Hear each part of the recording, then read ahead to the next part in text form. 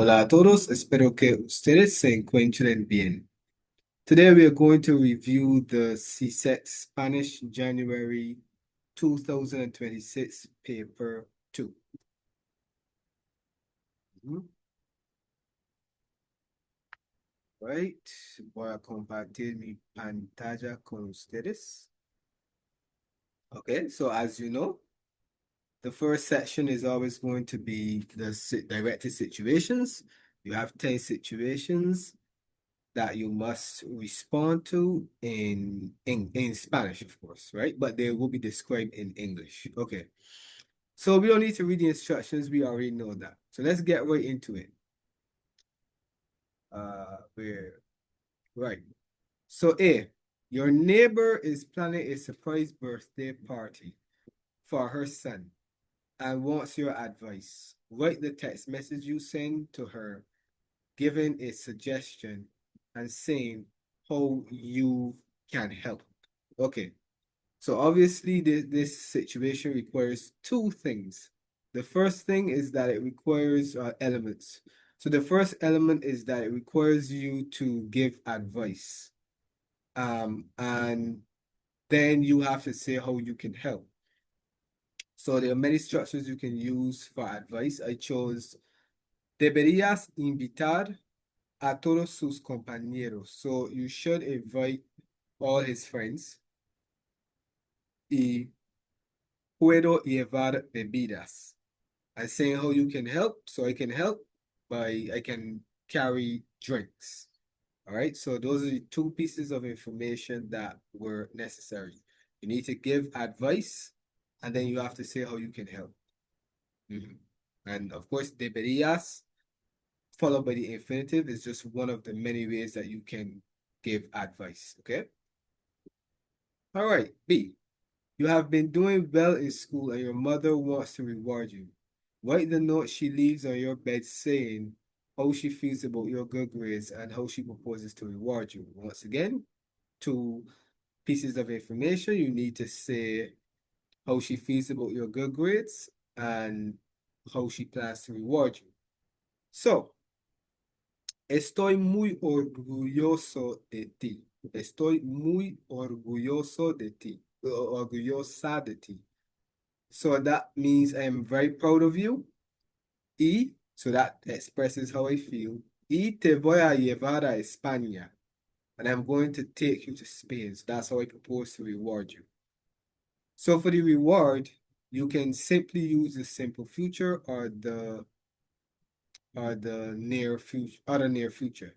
If you want to go one step further, you can even use the verb prometer. So let's use prometer for example. Estoy muy orgullosa de ti y prometo llevarte a España. And I promise to take you to Spain. Just another possibility. You know, this is why I love the situations because there is, yes, there's a line, there's a, how to put it? There's a range of answers, but those answers have to make sense. They have to address the situation, respond appropriately to the situation, but there are many ways that that can be done. This is why I love the situations, right? All right, C. You have been missing a lot of football practice lately, and your coach is upset with you. Write the note that you leave your coach with an explanation of your absence and a promise. Okay, two pieces of information. You need to say, you need to explain your absence, and then you have to promise him something. So, no tengo ganas de entrenar. I do not feel like training. So, tener ganas de followed by the infinitive is to express desire, okay? So I don't feel like training, pero voy a intentar. But I'm going to try. So that's the promise. And once again, when you're expressing a promise, you can use the future tense or even the verb prometer, right? Like the previous example. All right, D. A well-known sports person is coming to visit your community club. Write the text that your club leader sends to him or her, suggesting two topics that he or she can discuss during his or her visit, okay? So you say, again, this scenario requires you to use uh, to give recommendations. Now, I use a different structure this time. In the first example, I would have utilized deberías, followed by the infinitive. Now I've chosen to use poder followed by the infinitive, which is another structure that you can use. Usted puede hablar sobre el ejercicio y la familia. So these are the two topics that I am suggesting. All right. And I say usted because this is a person, you want to be polite. Yeah. And you don't know them personally. So yeah, bar is very unlikely. So I use usted. Mhm. So, usted puede hablar sobre el ejercicio y la familia. Since it's a well-known sports person, those would be two appropriate topics.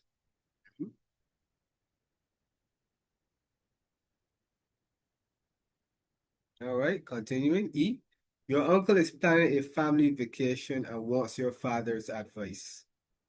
Write the text message that your father sends recommending where your uncle should go and what accommodation he should select. Now, you see, once again, we have another situation, or we have another situation advice, um, which requires advice, right? So, or the supply of advice, rather. I use deberías again, followed by the infinitive. This is what the dad says. Deberías viajar a Francia. So that would be where to go. And then what accommodation he should select. Y quedarte en un hotel. So you should visit France or travel to France and stay at a hotel. Mhm. So once again, recommendations/advice. Very prevalent in these situations. Okay. You send a text message to your cousin to get his or her opinion on a birthday present for your aunt. Write the response that he or she sends, giving his or her opinion with the reason. So this requires you to give your opinion. No, you don't always have to use uh the verb pensar, creer, or even opinar. You can just state how you feel about it, because that also constitutes an opinion, right? So, me gusta porque es bonito. I didn't have to mention the actual gift. I can just say, me gusta porque es bonito. So that's my opinion, right? Or what my cousin would have said. If you choose to mention it, that's fine, but you don't have to. G, while walking with your friends in the park, you witness something interesting. Write the text message you sent to your brother saying what you saw and expressing your feelings about it. Now, at least the first part of this needs to be in the past tense. You could say you could put the second part in the present tense, because you can say I feel sad or I feel happy about whatever happened. But for sure, the actual incident or what you witnessed must be in the past tense, okay? So what did I witness? Un hombre se cayó y me sentí triste. A man fell and I felt sad. So, un hombre se cayó, that would be what I saw or witnessed, and me sentí triste would be how I felt about it. Yeah. H, your father returns to his car and notices a dent on the door. Write the note that is left on the windscreen, offering to pay for repairs and saying how the person can be contacted. Okay. So you have to offer compensation. Voy a pagar el daño. I'm going to pay for the damage. Y usted, because obviously you don't know this person, y usted puede llamarme al that number, 2345678. You could also use the expression ponerse en contacto con. So if I had to use that, I would say voy a pagar el daño y usted puede ponerse en contacto conmigo al 23 cuatro, cinco, seis, siete, ocho. So I use the same number, right? I, your brother returns home from shopping and realizes that he made a mistake with his purchase. Write the email that he sends to the store manager explaining his mistake with a request. So two things you need. You need to mention the mistake or explain the mistake and then make a request, okay? Compré una camisa roja en vez de una camisa rosa. Así que me gustaría cambiarla. So I bought a red shirt instead of a pink shirt. So I would like to exchange it. Right. So my mistake is that I bought the wrong color shirt and the request is that I would like to exchange it. Okay. Muy bien. J. In the post that you make on your community notice board, give 2 details about your pet, including 1 outstanding feature. So you have to give 2 details about your pet, and 1 has to be outstanding. So a feature that stands out. Okay. Mi perro, I chose to describe my dog. Mi perro tiene las orejas muy grandes y es pequeño. So pequeño is a generic adjective, small, but when I say my dog has very large ears, that would be my outstanding feature, right? Features by which it will be easy to identify my dog, right? So 1 outstanding feature and 2 details, of course, right? Muy bien, muy bien, muy bien. Okay, so we've completed the situations. Section 2, the letter. What scenario do we have? You recently won the first prize of a shopping spree in a competition. Write the letter you sent to your Peruvian friend about this experience. Be sure to include 1, the type of competition and how you entered. 2, how you found out that you won and your reaction. 3, a detailed description of your shopping spree. And 4, other competitions that you plan to enter. Okay, so you have all the cues listed there. So as usual, we have our formalities, which would include the date, this is the header setup. So domingo, day of the week, followed by the date, 2 de agosto de 2026. Yes, this was actually written on that particular day, in case you were wondering. All right. We are addressing this to our Peruvian friend. So of course we give him or her a name. I've chosen a male, so Querido Santiago. And you have our usual opening. Hola amigo, ¿cómo te va? So hello friend, how are you? How are you doing? Espero que estés bien, al igual que tu familia. I hope that you and your family are well.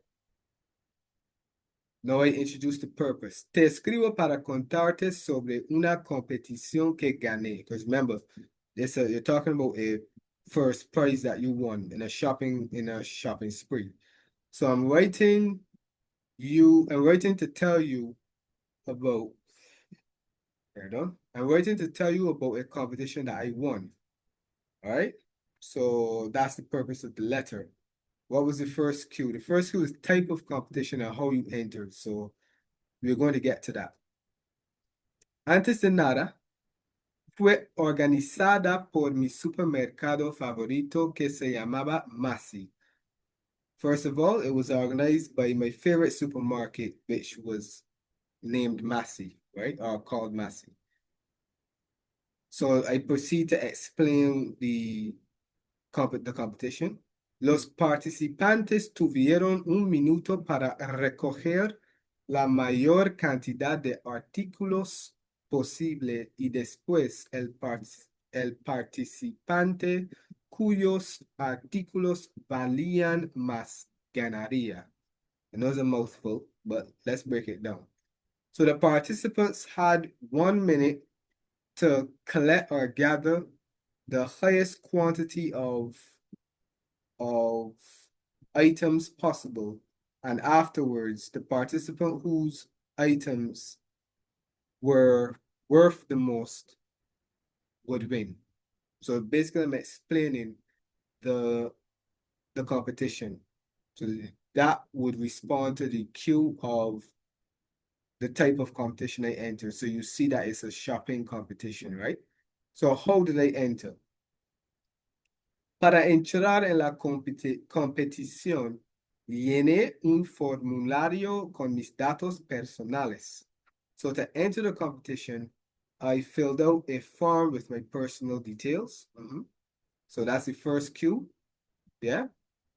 The type of competition and how I entered. Now, I need to mention how I found out that I won and my reaction. ¿Dónde estoy? Ok. Me enteré de que había ganado por correo electrónico un par de horas después. So I found out that I had won via email a few hours after or later, right? So enterarse de algo means to find out something, right? Or to learn. So that is obviously talking about how I found out. Now I need to mention my reaction.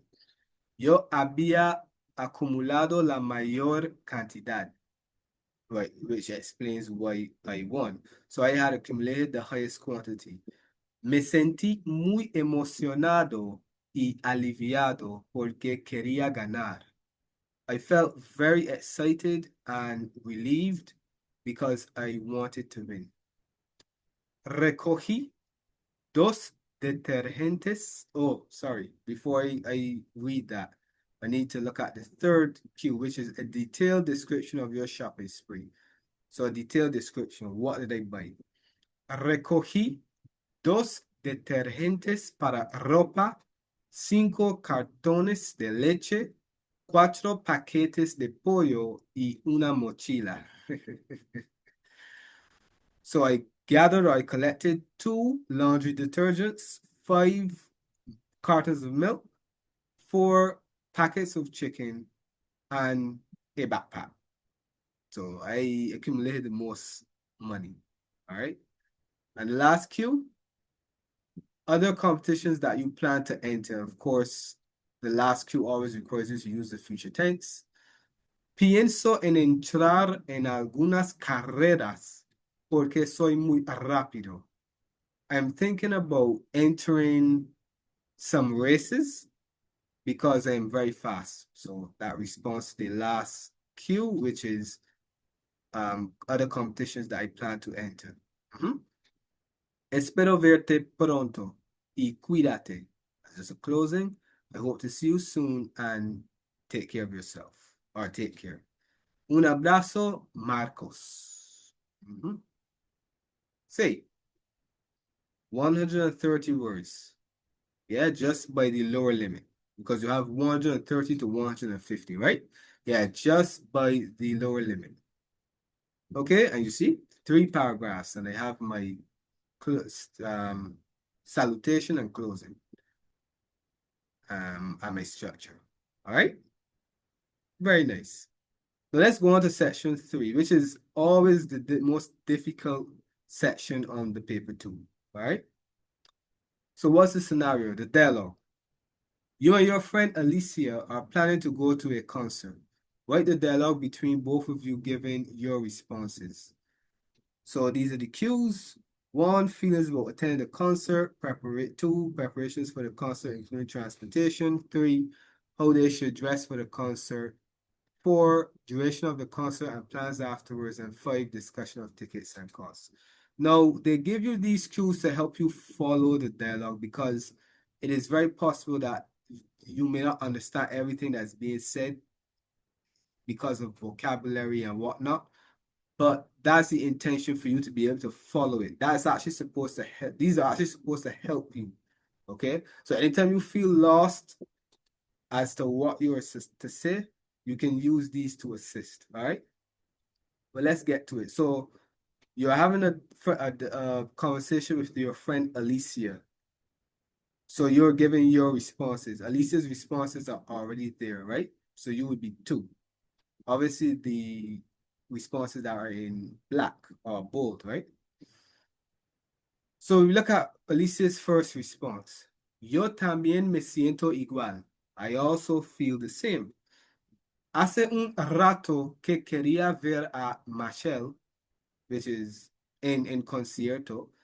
So it's been a while since a while ago I wanted to see Michelle in concert, and I believe they're talking about the Trinidadian soca artist. Mis padres ya me dieron permiso. My parents already gave me permission. ¿Qué dijo tu padre cuando pediste permiso? What did your father say when you asked him for permission? So that's what Alicia says. So obviously, based on that response, and for my first response, there were exclamation marks and then a question mark. So that means that the 2 sentences that I give, one has to be exclamatory and the next has to be an interrogative sentence, meaning that it has to be to end with a question, okay?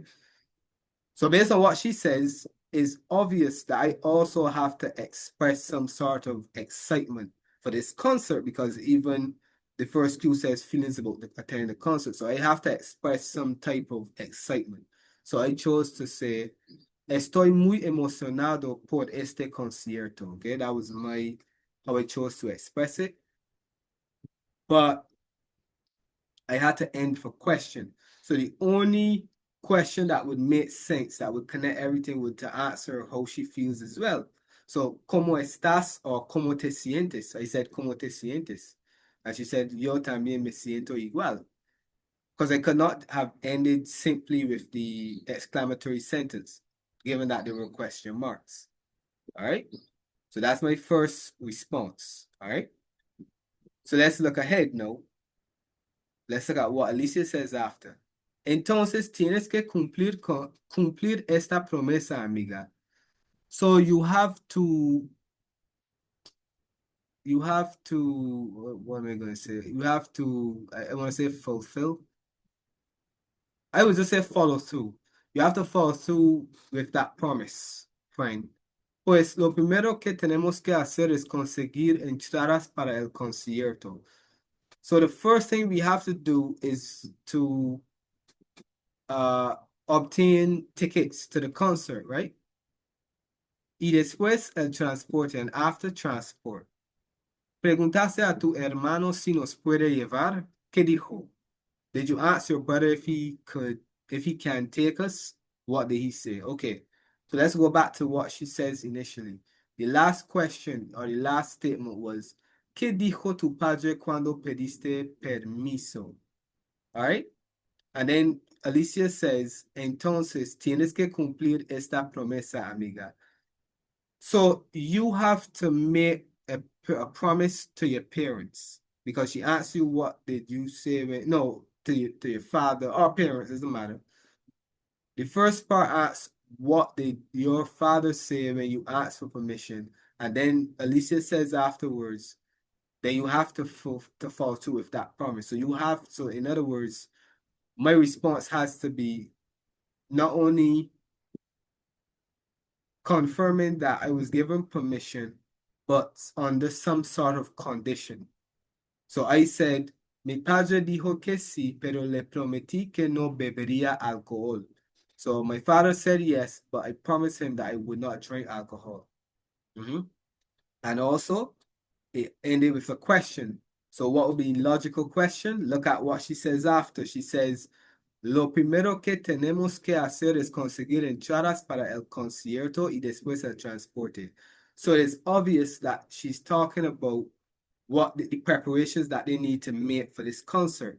So the question has to be about preparations. So my question was, ¿Cómo vamos a prepararnos?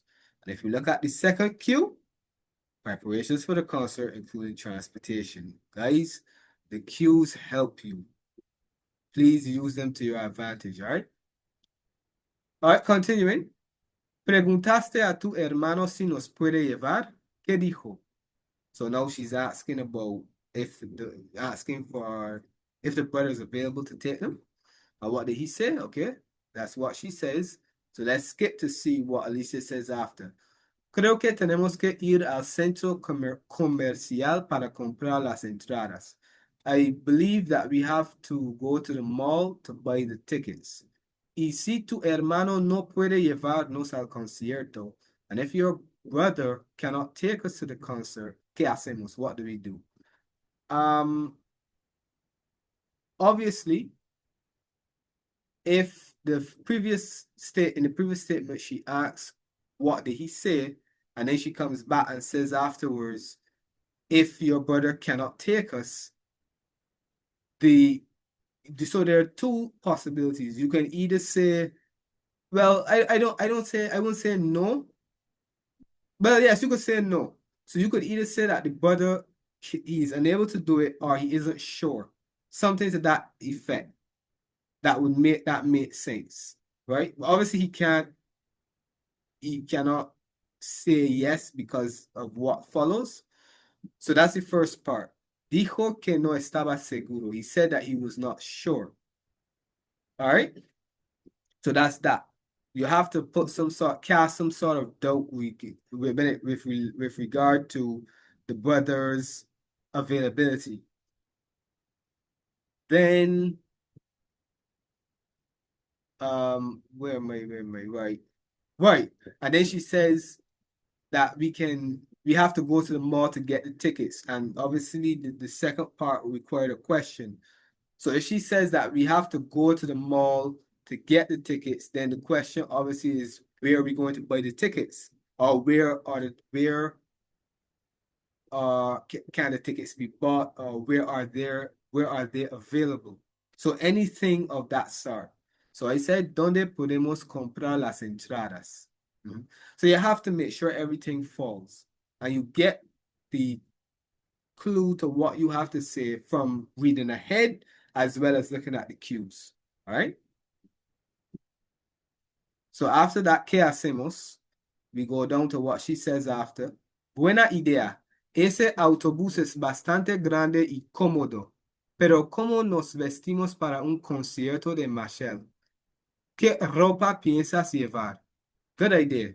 That bus is very big, quite, bastante means quite big and comfortable.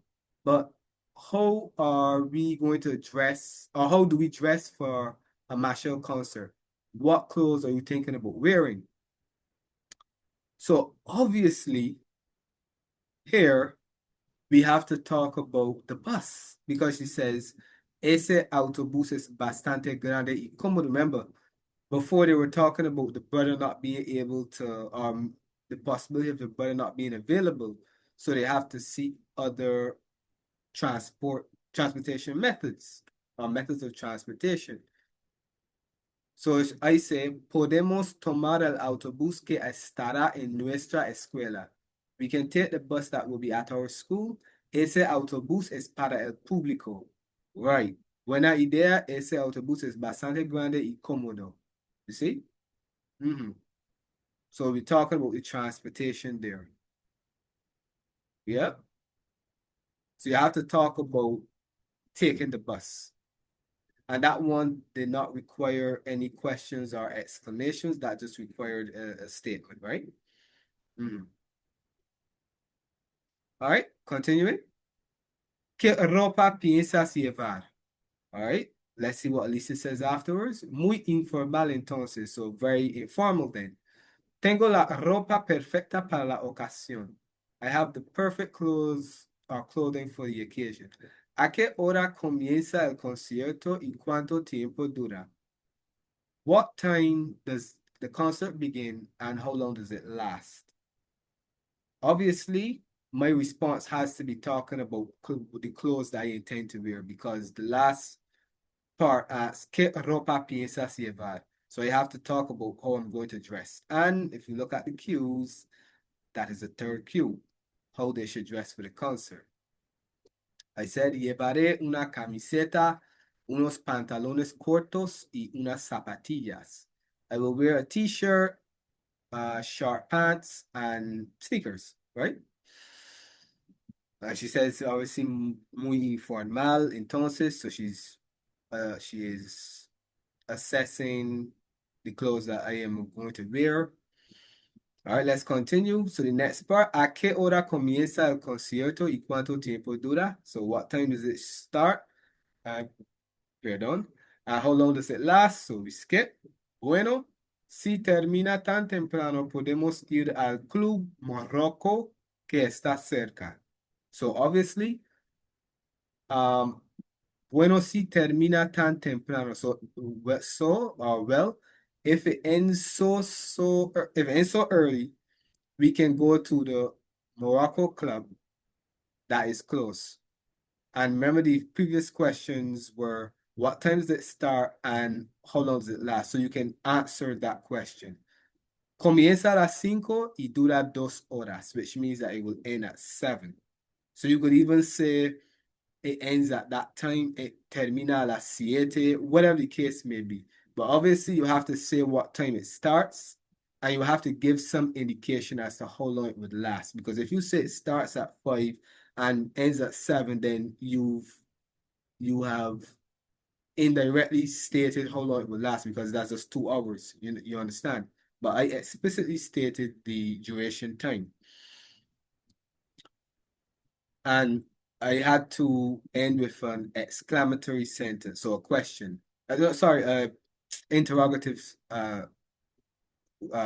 sentence, right, which is a question. So when she says, bueno, si termina tan temprano podemos ir, so they're talking about plans after. So the logical question would be if you want to do something after. ¿Quieres hacer algo después? Or tienes planes después? Anything of that sort. But you have to inquire about doing something or inquire about activities after the concert if it ends early, right? Continuing. So after she says that she suggests that they should go to this club Morocco, which is close. We have to see what she says after. Es segurísimo, amiga. So it is very safe, friend. Pablo y Juan están equivocados porque yo ya fui a ese club sin problema. So Pablo y Juan are wrong or they're mistaken because I already went to that club with no problem. Pero tú decides, but you decide. ¿Qué prefieres hacer después del concierto? So what do you prefer to do after the concert? So remember she made the suggestion that since it's finishing early, they can go to this club that's nearby. And then Alicia says afterwards, es segurísima, amiga. So obviously she had some concerns about the safety because she says Pablo y Juan están equivocados. So you have to include that in your, you see, they tell you what you need to say, you know. So they say Pablo y Juan están equivocados porque yo ya fui a ese club. So you can say anything to the effect that Pablo y Juan told you that it was unsafe or they had a negative experience, anything like that. Or they heard something negative about it, but you have to mention that. So I asked a question because you have to start with a question. ¿Es seguro? Pablo y Juan me dijeron que era peligroso. So Pablo y Juan told me that it was dangerous. And this would all cover what the plans afterwards. Continuing, right. ¿Qué prefieres hacer después del concierto? What do you prefer to do after the concert? So we skip. Muy bien, vamos a donde tú quieras. Very well, we are going to go wherever you want. Y en cuanto a las entradas, creo que cuestan $200 y podemos ir mañana al centro comercial para comprarlas. And and as far as the tickets are concerned, I believe or I think that they cost $200 and we can go tomorrow to the mall to buy them. and we had to have a statement followed by a question. So when she says afterwards, we're going to go wherever you want, then you would suggest whatever it is you want to do. So I said, prefiero visitar otro club que está cerca también. So I prefer to visit another club that is also close. All right. This would respond to that part where she says, vamos a donde tú quieras. Right. And then the next thing you have to do is you have to ask about the price of the tickets because she says, en cuanto a las entradas, creo que cuestan $200 y blah, blah, blah, blah, blah. And you have to enter for questions. So the logical question would be, ¿cuánto cuestan las entradas? That's right. And that would be at the end, duration of the concert and plans afterwards. And then we have discussion of tickets and costs. Yep. ¿Cuánto cuestan las entradas? No. After she says that, they can meet up tomorrow at the mall to buy them, you had to have a statement and end off with a question. So what does she say at the end? Bueno, puedes esperarme cerca del banco a las 10. Hasta mañana, pues. So you can wait for me close to near the bank at 10 o'clock. See you tomorrow. Obviously, you can just give some sort of confirmatory message like está bien, vale, de acuerdo, or even muy bien. And based on her last response, you have to answer a question. So you have to ask where and when, or at what time, because puedes esperarme cerca del banco. That's the where. And then a las 10, time. So she says tomorrow. But so I said cuando again because she already told me tomorrow, but she didn't tell me the specific time. So she does that after. So cuando y dónde vamos a encontrarnos? When and where are we going to meet up? And then she finishes off by saying, you can wait for me close to the bank at 10. Hasta mañana, pues. All right. I hope that you were all able to follow. All right. So that's it, dialogue. So let's get to the last section, which is the reading comprehension. And it is entitled A Most Important Lesson. Antonio era un niño inteligente que siempre aprobaba casi todos sus exámenes, excepto las matemáticas. Es más, si quería entrar en la facultad de ingeniería, necesitaba esa asignatura. Pero con tan alto nivel de inteligencia, también tuvo un problema. Era muy flojo. Siempre salía bien en los exámenes que no vio la necesidad de esforzarse. Su madre siempre lo animaba a estudiar más, a asistir a la iglesia y le decía que necesitaba rezar también, ya que todos sus vecinos rezaban por su éxito. En lo más profundo, Antonio estaba muy preocupado y tenía miedo de salir mal en este examen, ya que realmente quería ser admitido en la facultad de ingeniería. Quizás era tiempo de prestar atención a las palabras de su madre, de esforzarse y buscar ayuda.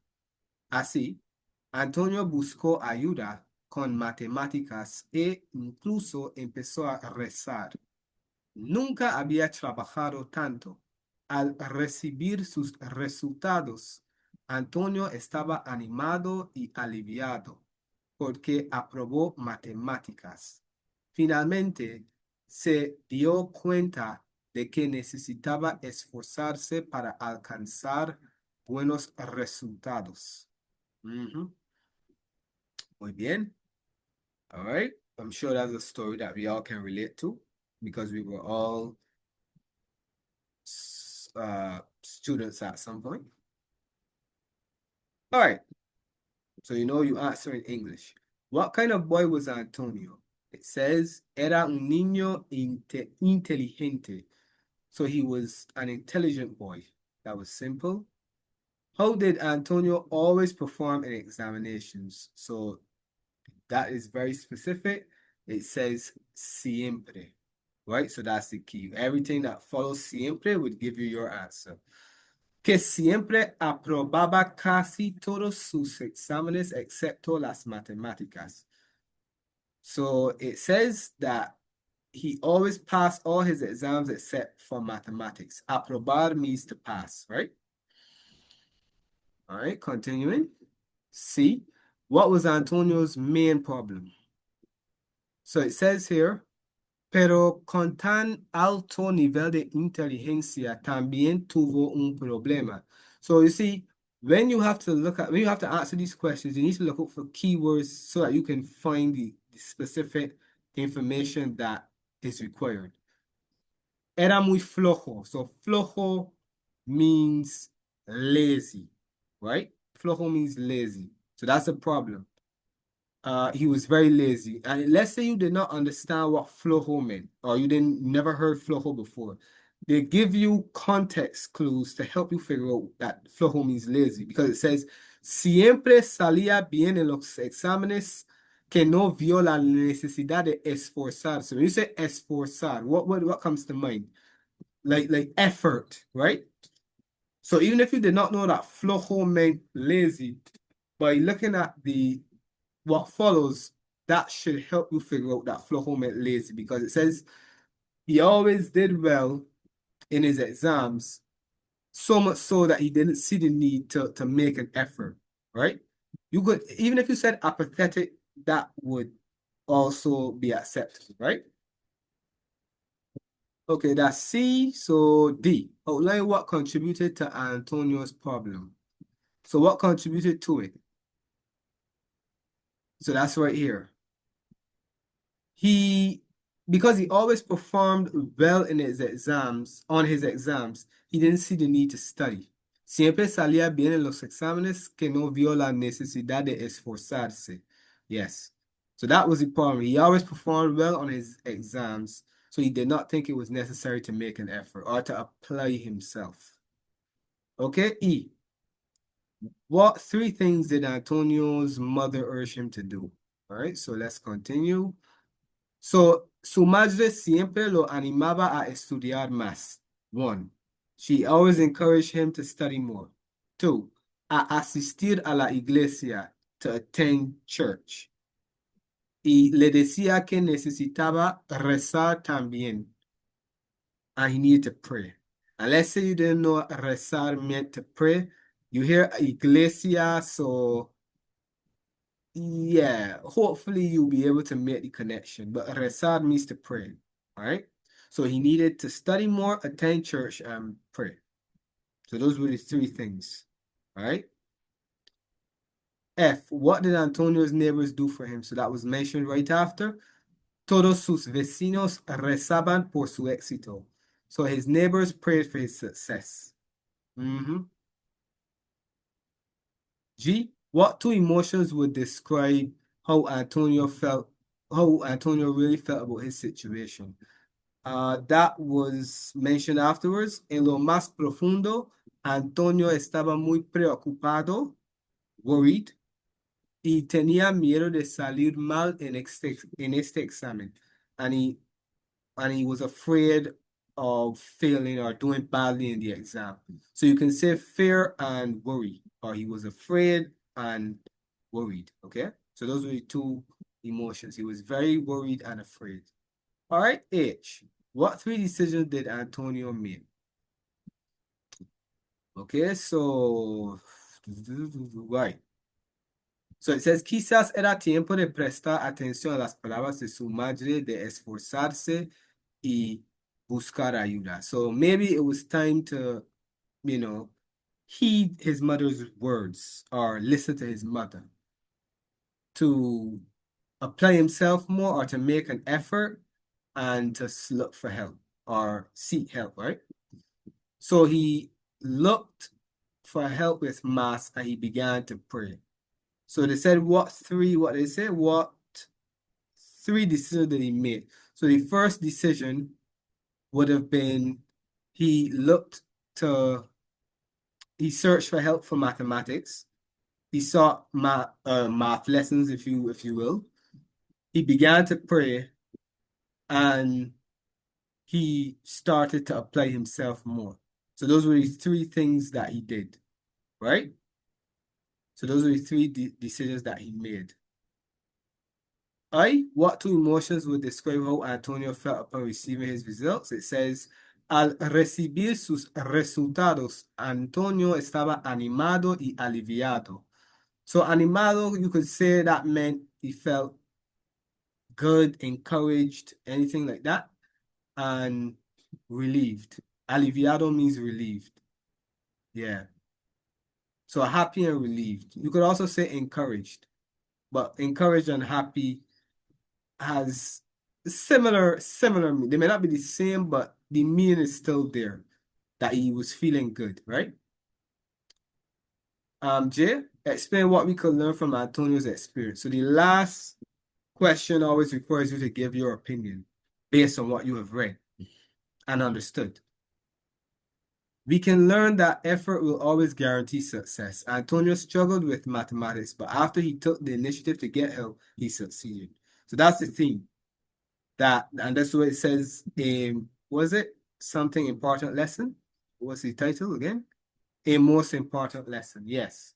So that's the lesson we can take away from this story, is that once you take initiative and you apply yourself, you can achieve anything. All right, eso es todo por hoy. Espero que ustedes hayan disfrutado de este video. Muchas gracias por ver y hasta la próxima.